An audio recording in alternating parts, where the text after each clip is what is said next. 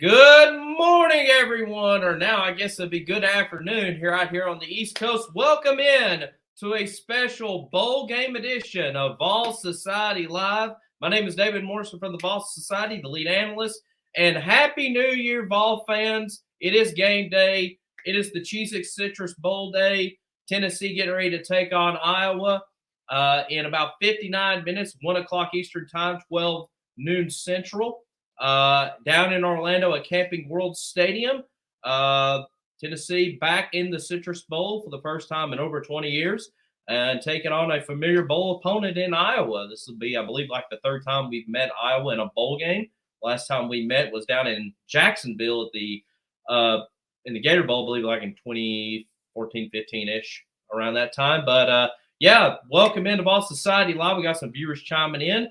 Like I said, the chat room is open. Go ahead, leave your comments, your questions, whatever's on your mind. What do you think about this game? What do you think about Nico? Do you think he is the real deal? And go ahead and give it into our chat room here. Des watching us this morning or afternoon said, "Let's go Vols. Let's go indeed." I'm excited about this game. Shout out to Des and Tammy, and of course our founder Brad leaving us a like on the Facebook page. Should be joining us here in a moment. But yeah, let's talk about this Citrus Bowl. Obviously, a lot has changed since the last time we've talked to you, which was almost a couple of weeks ago, or last year to be exact.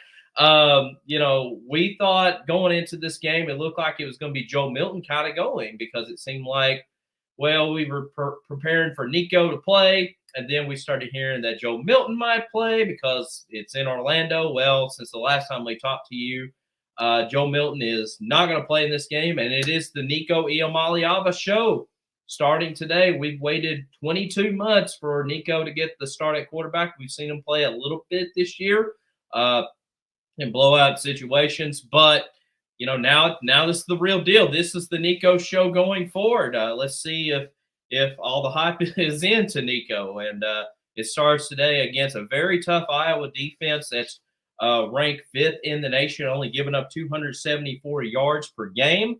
12th in red zone defense. 3rd in scoring defense. So I mean, this is an Iowa team that's built around defense. A lot of talent has come through Iowa on that defensive side that's playing in the league now, and this is going to be this is a pretty tough challenge right out of the gate for the young freshman. And of course, obviously, we'll talk about the elephant in the room. Obviously, with bowl games and opt-outs and stuff like that, does play a big factor. More on Tennessee's side, not necessarily on Iowa's side. They haven't really dealt with the transfer portal and the opt-outs as much, but they've dealt with a lot of injuries, particularly on the offensive side, and we'll talk about that in just a moment. But, kind of give an idea of who's playing in this game today. I'll kind of briefly go through each position group and tell you who's going to be playing, kind of who the backups will be. So starting with quarterback, it's Nico. Nico's going to start today. Like I said, it's been, we've waited, almost now going on 2 years for this to happen. Gaston Moore will be the backup today. Obviously, Joe Milton not playing, prepared for the NFL draft. So we'll see what number 8 can do. The running backs, Jalen Wright, which we mentioned on the last show, has opted out.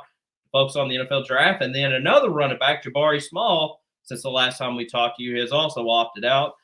So it will be Dylan Sampson and Cameron Seldon going at running back today for Tennessee. And the funny thing is, it seems like, a lot of Vol fans, a lot of the diehard fans are very excited that Dylan Sampson is getting the start at running back 1. Especially when you had Jalen Wright, who went over 1,000 yards this season, Jabari Small, a 2,000-yard career rusher. But Dylan Sampson, in a lot of eyes, was the main back on this Tennessee roster. A lot of, he put up a lot of productive numbers and was very consistent throughout the season. So a lot of Vol fans are very excited to see Dylan Sampson finally getting that running back 1 slot. He's been in the system 3 years now, and he's going to be the main guy. And then freshman Cameron Seldon is going to be the backup. So you're going to see a lot of Dylan Sampson and Cam Seldon running the ball today. Wide receivers today, obviously, Thornton and Brewer are out with injuries. So the ones playing, Ramel Keaton will be playing today, along with Squirrel White, Chaz Nimrod, and Caleb Webb will be all going at wide receivers today. Dwayne watching us says, Happy New Year's, David. Let's go, Balls Nation. Happy New Year's to you.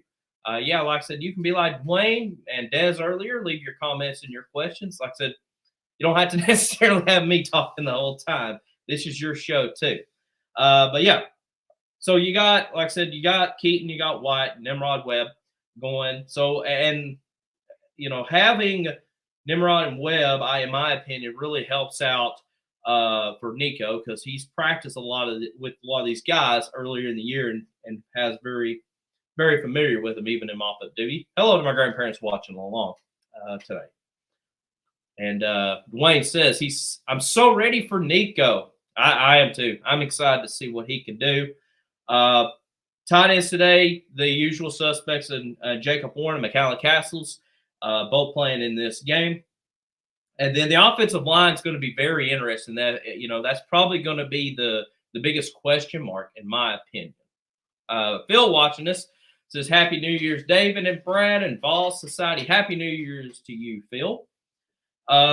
So the big question mark to me on this offensive line is missing John Campbell. He's still banged up, pretty much throughout the season. Looks like he's not going to go today. So Gerald Mitzi's going to move from right tackle to left tackle today. And then Dane Davis is going to start at right tackle. So that is a little cause for concern.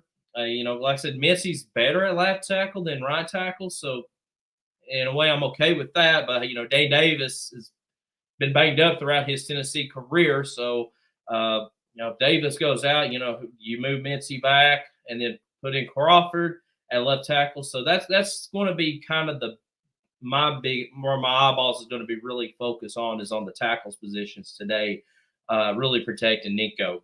And then Ollie Lane, Cooper Mays, Jackson Lampley will start the guards. So, that to me, that's probably going to be kind of the big concern. And of course, Nico's decision making, which, Nico in his limited time he's played, he hasn't made too many mistakes or, very, very minimum mistakes. He hasn't thrown an interception so far. He already has one touchdown against UConn, to McCallum Castles. So, trying to see Nico play a full 4-quarter game against a top 5 defense, a Big Ten defense. It's going to be very interesting to see what does Joey Hazel have in store for the young freshman. And Ryan Hughes watching us today says, "Let's go Vols! Let's go Vols!" to you back, and Happy New Year's, Ryan. So, I'm going to be very interested, especially in that opening drive, to see what kind of tempo are they going to do. I mean, obviously, we're going to see the up-tempo offense. It's just, what gear is it going to be in? Is it going to be kind of in that first gear up-tempo, let Nico get settled in, or do you kind of just let it rip and maybe the freshman goes out? Bonnie watching us this morning or afternoon says, Go Big Orange. Go Big Orange back to you, too. So going to be very interesting on that aspect. So looking on the defensive side, you got so starting on the defensive line, you're going to have Dominic Bailey, Tyree West on the defensive end. And then your tackles in Big O, Amari Thomas, Omar Norman Lott. I locked down those tackle positions. Lassa Simpson's supposed to play. Eason. So we're very deep in that position, especially taking on an Iowa offense. I'm about to mention, not much of a challenge. Phil says, I think we are ready for Iowa. They are going to turn the squirrel loose. Yeah, about Squirrel right there. And Squirrel had a great bowl game last year against Clemson. So maybe we'll see Squirrel kind of break out, and Phil makes up a good point, explosive plays going back on the offensive side, how much trust do they put Nico in making those deep throws down the field with, what we've seen with Milton in the past and Hooker and, we've heard Nico's got the arm. It's just, do they go ahead and let it rip down the field and see who can break open for a big play? I mean, you got to take any chance you can, especially, you know, I'm not expecting a lot of points in this game, but points are going to be very crucial in this game this afternoon. Uh, Going back to the defensive side, the linebackers Roman Harrison, Pierce will be playing today along with Herring. Jeremiah Thielander has really stepped up nicely at middle linebacker, kind of helping out Elijah Herring. Really has blossomed in the last month, and I'm excited to see what he can do next year also. And then Aaron Beasley playing in his final game as a Tennessee ball. Happy that he didn't opt out. I'm a little surprised he didn't, but indeed, I don't want to be sour on that decision. I'm actually very pleased, and along with Caleb Perry. And then, of course, the big question mark defensively is the secondary. Transfer portal, big time story for Tennessee on the secondary. Wesley Walker now has entered the transfer portal since the last time we talked to you. And, of course, the ones we already know, Warren Burrell, Brandon Turnage, Jack Luttrell, Sean Rucker, Danico Slaughter, and Tamarian McDonald, all out. So now, as far as who you're going to see today, I expect to see Gabe Judy Lawley start at corner, like he's kind of been most of the season. And then the freshman, Ricky Gibson, young player, but a lot of talent, a lot of promise, a lot of trust in this coaching staff to start at corner. Of course, Iowa, not a throwing team at all. As a matter of fact, Deacon Hill only averages 91 yards passing. The young quarterback for the Hawkeyes, well, actually he's a veteran quarterback, came through Wisconsin. And then in the secondary, the safeties, Andre Turrentine, and then Tate McCullough playing in his final game too. So you do have a little bit of veteran leadership there. And then Jordan Thomas going to play the star position, normally was held by Tamarian McDonald for the last couple of years. And then look for like Christian Charles, Christian Conyer, Harrison to possibly to fill in kind of the depth there. So expect to see them take the field sometime throughout the game. But yeah, that's going to be, like I said, if we were playing a team that wouldn't say is an elite offense, because yeah, that would be really bad. But even if we were playing a team like that was even in the top, in the top 50s in offense, I would be really concerned about this game, especially, losing a lot of guys to the transfer portal, especially in the secondary position, going with a couple of young players, a freshman and a sophomore. You do have a couple, a veteran in Turrentine who's been good and bad throughout the season. McCullough's been okay. I would have been really concerned about this game, but at least with Iowa, what makes me favor this matchup is the lack of offense, and we'll go ahead and kind of jump into that. Iowa's offense dead last in college football, 130th in total offense. Out of 130 schools, I mean, it's been really bad. I mentioned this, during the original preview was, Iowa. Kirk Ferentz's son, Brian Ferentz, was the offensive coordinator and had a had a terrible 2022 season, and they thought he was going to be on his way out and bringing a new offensive coordinator, and they brought him back. Obviously, I guess father-son connection there. So they brought him back, and same results has happened, which now I believe he's going to be either he's already dismissed or will be dismissed at the end of the season. So this has just been kind of a rough offensive season for the Hawkeyes, losing their top two tight ends on the year, both NFL caliber talent. I mean, if you want to play tight end in college football for your young high school kid and want to make it to the league, go to Georgia or Iowa. I mean, if that's basically it. 127th in scoring offense, 123rd in third down conversions. We mentioned Deacon Hill filling in for the injured Cade McNamara, who transferred in from Michigan, tore his ACL early in the season, and they ran with Hill. Their running backs, LaShawn Williams, Caleb Johnson. They're going to really focus on them. And then the third tight end on the chart, which not too bad either. Addison Ostringa, they're going to really kind of rely on him. So be interesting to see, how they're going to coverage them. I think I think our defensive line will do good stopping the running attack. To me, the biggest concern for me also, if I see Iowa really winning this game, a serious approach winning this game, I think it's going to come down to penalties. Iowa is 5th in the nation in fewest penalties. They're the 5th least penalized team. Tennessee is the 3rd most penalized team. That's going to be a big, crucial part. I mean, you're you're playing in a bowl game, and I know bowl games have a different meaning today than they did 20 years ago. But you still got young players down at a bowl game, especially in Florida, sunny Orlando, and you got going to visit the theme parks and all that stuff, and you do have distractions. And then once you get into play, and you're going to be going to have officials that's not tied in with the SEC or Big Ten, you're going to have different officials, and they're going to look at the game probably differently compared to others, and you'd see some frustration build up. So, like I said, Tennessee needs to keep their cool in this game, and I think they'll be all right. Mark watching us this morning or afternoon says, "Let's do this. Go Vols. Go Vols to you too." Watching the pregame show. John B. giving us a go Big Orange. Big Orange back to you too. Happy New Year. I got some friends down there in Orlando right now watching the game. So pretty cool there. Get some quick shout outs really quick here. Shout out to John B, Bonnie, Jerry, Ryan.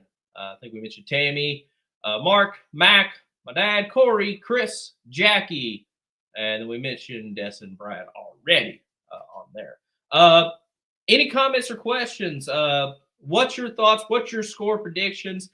So my score prediction, I've actually changed it since the last time because I thought I thought Milton was going to play. So I originally had like 31-13, I believe. I've actually dropped it down. This is now my new score prediction. I'm going to go 23-13 today.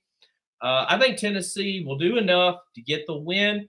I think Nico will be solid. I don't think he's going to be, playing lights out in this game, but I think he'll do enough to get the job done. Probably get a couple touchdowns in this game. I expect to see an interception from our secondary, maybe Tate McCullough with a nice send off for him, get a pick, maybe even Aaron Beasley. So we'll see there. Des says, let's see if they put John Slaughter on defense. If so, it'll be a different ball game on defense. Yeah. Like I said, secondary is going to be a big key part in this game. Like I said, I know you're not taking on a explosive offense in Iowa, but, it does help out to, have everybody involved, especially get, especially this young secondary, give them some confidence going into next year. Phil says Vols 21, Iowa 10. Lori says, go Big Orange. You guys can do this. Go Big Orange. All for the life. Absolutely. John says, you excited to see Sampson starting? Yes. Very excited to see Dylan Sampson start. I think he deserves it. He has been, in my opinion, next to Jalen Wright, probably the most consistent running back we've had all year. He's amazing, and hopefully he can have a big day today. Continue those comments and questions coming in here as we get ready for the Vols and the Hawkeyes. 40 minutes away until kickoff. We'll keep going until we run out of things to say about this game. Like I said, we'll do a post-game show.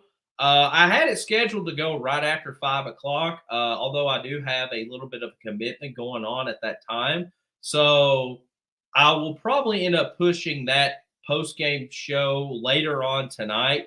So check the Facebook page. Like I said, I had kind of a late-minute commitment, so I don't know if I will be joining you right at 5. So it'll probably be in the evening. Hopefully, it will be a Vols win. And like I said, check the Facebook page, and I'll update when we do go live for the post-game show. But more than likely will not be right at 5 o'clock, what I had originally scheduled due to a commitment of mine. So But I know you guys are awesome at it and very flexible.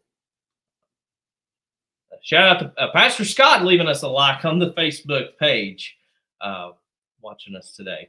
But any other comments or questions as far as this game goes?